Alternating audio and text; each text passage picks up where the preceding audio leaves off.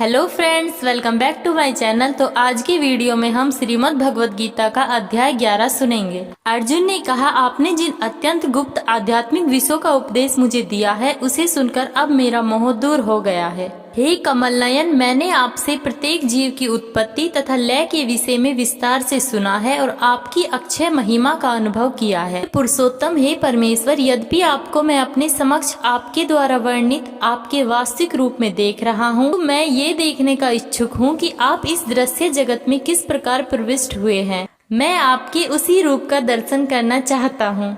हे प्रभु, हे योगेश्वर, यदि आप सोचते हैं कि मैं आपके विश्व रूप को देखने में समर्थ हो सकता हूँ तो कृपया करके मुझे अपना असीम विश्व रूप दिखलाइए। भगवान ने कहा, हे अर्जुन, हे पार्थ, अब तुम मेरे ऐश्वर्य को सैकड़ों हजारों प्रकार के देवी तथा विविध रंगों वाले रूपों में देखो। हे भारत, लो तुम आदित्यों, वसुओं, रुद्रों, अश्विन कुमारों तथा अन्य देवताओं के विभिन्न रूपों को यहाँ देखो। तुम ऐसे अनेक आश्चर्यमय रूपों को देखो जिन्हें पहले किसी ने न तो देखा है न सुना है।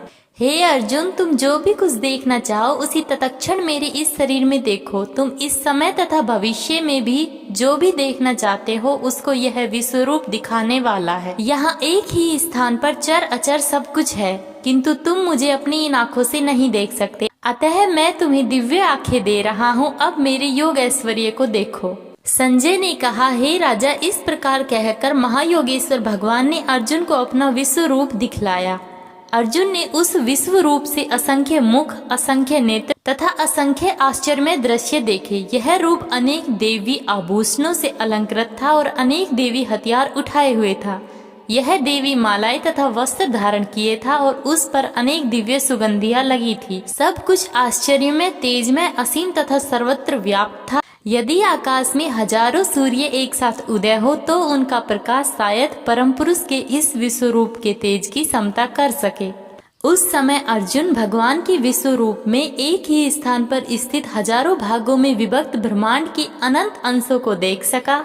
तब मोहग्रस्त एवं आश्चर्यचकित रोमांचित हुए अर्जुन ने प्रणाम करने के लिए मस्तक झुकाया और वह हाथ जोड़कर भगवान से प्रार्थना करने लगा। अर्जुन ने कहा, हे भगवान कृष्ण, मैं आपके शरीर के सारे देवताओं तथा अन्य विविध जीवों को एकत्रित देख रहा हूँ। मैं कमल पर आसीन ब्रह्मा, शिवजी तथा समस्त ऋषियों एवं दिव्य सर्पों को देख रहा हूँ। हे विश्वेश्वर, मैं आपके शरीर में अनेक हाथ, पेट, मुंह तथा आंखें देख रहा हूँ जो सर्वत्र फैले हैं और जिनका अंत नहीं है। आप में न अंत दिखता है, न मध्य और न आदि। आप परम आदि ज्ञेय वस्तु हैं। आप इस ब्रह्मांड के परम आधार हैं। आप अव्यय तथा पुराण पुरुष हैं। आप सनातन धर्म के पालक भगवान हैं। यही मेरा मत है।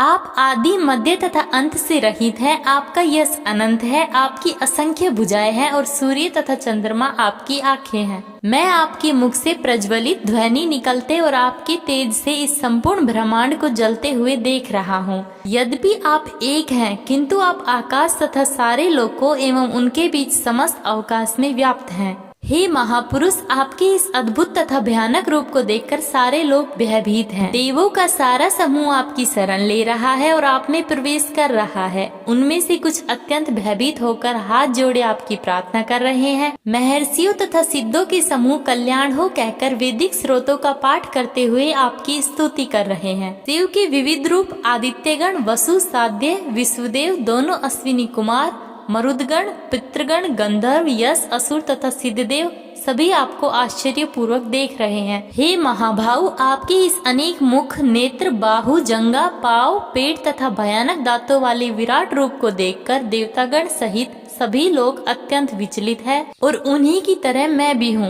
इस सर्वव्यापी विष्णु नाना ज्योतिर्मय रंगों से युक्त आपको आकाश का स्पर्श करते हुए मुख फैलाए तथा बड़ी बड़ी चमकती आंखें निकाले देखकर भय से मेरा मन विचलित है। मैं न तो धैर्य धारण कर पा रहा हूँ न मानसिक संतुलन ही पा रहा हूँ। हे विष्णु, मैं देखता हूँ कि आप अपने प्रज्वलित मुखों से सभी दिशाओं के लोगों को निगले जा रहे हैं। आप सारे ब्रह्मांड को अपने तेज से आपूरित करके अपनी विकराल झुलसाती किरणों सहित प्रकट हो रहे हैं। हे देवेश, कृपया करके मुझे बतलाइए कि इतने उग्र रूप में आप कौन हैं। मैं आपको नमस्कार करता हूँ। कृपया करके मुझ पर प्रसन्न हो। आप आदि भगवान हैं, मैं आपको जानता हूँ क्योंकि मैं नहीं जान पा रहा हूँ कि आपका प्रयोजन क्या है। भगवान ने कहा, समस्त जगतों को विनष्ट करने वाला काल मैं हूँ और मैं यहाँ समस्त लोगों का विनाश करने के लिए आया हूँ। पांडवों के सिवा दोनों पक्षों के सारे योद्धा मारे जाएंगे, अतः उठो, लड़ने के लिए तैयार हो जाओ और यश अर्जित करो। अपने शत्रुओं को जीतकर संपन्न राज्य का भोग करो। ये सब मेरे द्वारा पहले ही मारे जा चुके हैं और ये ही सच है, तुम तो युद्ध में केवल निमित्त मात्र हो सकते हो। द्रोण, भीष्म, जयद्रथ, कर्ण तथा अन्य महान योद्धा पहले ही मेरे द्वारा मारे जा चुके हैं, अतः तुम उनका वध करो और तनिक भी विचलित न हो। तुम केवल युद्ध करो, युद्ध में तुम अपने शत्रुओं को परास्त करोगे। संजय ने धृतराष्ट्र से कहा, हे राजा, भगवान के मुख से इन वचनों को सुनकर कांपते हुए अर्जुन ने हाथ जोड़कर उन्हें बारंबार नमस्कार किया। फिर उसने भयभीत होकर अवरुद्ध स्वर में कृष्ण से इस प्रकार कहा। अर्जुन ने कहा, हे हसीकेश, आपके नाम के श्रवण से सारा संसार हर्षित है और सभी लोग आपके प्रति अनुरक्त होते हैं। यद्यपि सिद्ध पुरुष आपको नमस्कार करते हैं, किंतु असुरगण भयभीत हैं और इधर उधर भाग रहे हैं। यह ठीक ही हुआ है। हे महात्मा, आप ब्रह्मा से भी बढ़कर हैं, आप आदि सृष्टा हैं, तो फिर वे आपको सादर नमस्कार क्यों न करें। हे अनंत, हे देवेश, हे जगत निवास, आप परम स्रोत, अक्षर, कारणों के कारण तथा इस भौतिक जगत से परे हैं। आप आदि देव, सनातन पुरुष तथा इस दृश्य जगत के परम आश्रय हैं। आप सब कुछ जानने वाले हैं और आप ही वह सब कुछ हैं जो जानने योग्य है। आप भौतिक गुणों से परे परम आश्रय हैं। हे अनंत रूप, यह संपूर्ण दृश्य जगत आपसे व्याप्त है। आप वायु हैं तथा परम नियंता भी हैं। आप अग्नि हैं, जल हैं, चंद्रमा हैं। आप आदि जीव ब्रह्मा है और आप प्रपितामह हैं, अतः आपको 1000 बार नमस्कार है और पुनः पुनः नमस्कार है। आपको आगे पीछे तथा चारों ओर से नमस्कार है। हे असीम शक्ति, आप अनंत पराक्रम के स्वामी हैं। आप सर्वव्यापी हैं, अतः आप सब कुछ हैं।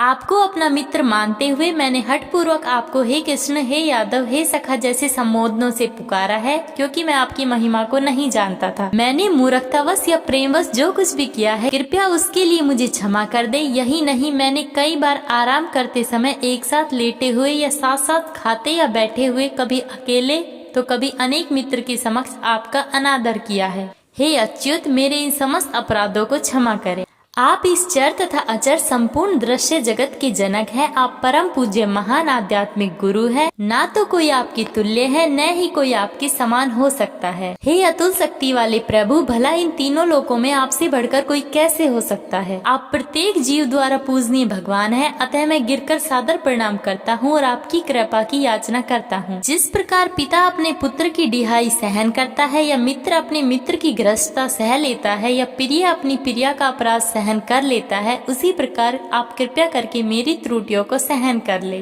पहले कभी न देखे गए आपके इस विराट रूप का दर्शन करके मैं पुलकित हो रहा हूँ, किंतु साथ ही मेरा मन भयभीत हो रहा है। अतः आप मुझ पर कृपा करें और हे देवेश, हे जगन निवास, आपका पुरुषोत्तम भगवत स्वरूप न दिखाएं। हे विराट रूप, हे सहस्त्रभुज भगवान, मैं आपके मुकुटधारी चतुर्भुज रूप का दर्शन करना चाहता हूँ, जिससे आप अपने चारों हाथों में शंख, चक्र, गदा तथा पन्ना धारण किए हुए हैं। मैं उसी रूप को देखने की इच्छा करता हूँ। भगवान ने कहा, हे अर्जुन, मैंने प्रसन्न होकर अपनी अनंत रंगा शक्ति के बल पर तुम्हें इस संसार में अपने इस परम विश्व रूप का दर्शन कराया है। इसके पूर्व अन्य किसी ने इस असीम तथा तेजमय आदि रूप को कभी नहीं देखा था। हे कुरु श्रेष्ठ, तुमसे पूर्व मेरे इस विश्व रूप को किसी ने नहीं देखा, क्योंकि मैं न तो वेद ध्यान के द्वारा, न यज्ञ, न दान, पुण्य या कठिन तपस्या के द्वारा इस रूप में इस संसार में देखा जा सकता हूँ।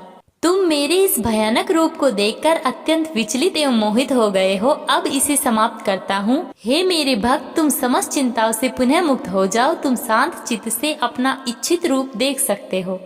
संजय ने धृतराष्ट्र से कहा। अर्जुन से इस प्रकार कहने के बाद भगवान श्री कृष्ण ने अपना असली चतुर्भुज रूप प्रकट किया और अंत में 2 भुजाओं वाला अपना रूप प्रदर्शित करके भयभीत अर्जुन को धैर्य बंधाया।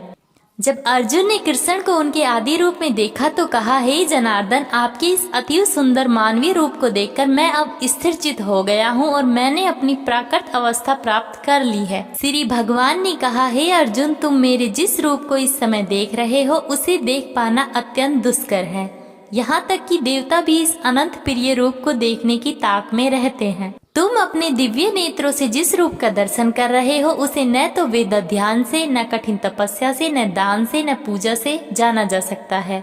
कोई इन साधनों के द्वारा मुझे मेरे रूप में नहीं देख सकता। हे अर्जुन, केवल अनन्य भक्ति द्वारा मुझे उस रूप में देखा जा सकता है जिस रूप में मैं तुम्हारे समक्ष खड़ा हूँ, और इसी प्रकार मेरा साक्षात दर्शन भी किया जा सकता है। केवल इसी विधि से तुम मेरे ज्ञान के रहस्य को पा सकते हो। हे अर्जुन, जो व्यक्ति सकाम कर्मों तथा मनोधर्म के कलमश से मुक्त होकर मेरी शुद्ध भक्ति में तत्पर रहता है, जो मेरे लिए कर्म करता है, जो मुझे ही जीवन लक्ष्य समझता है और जो प्रत्येक जीव से मैत्री भाव रखता है, वह निश्चित ही मुझे प्राप्त करता है।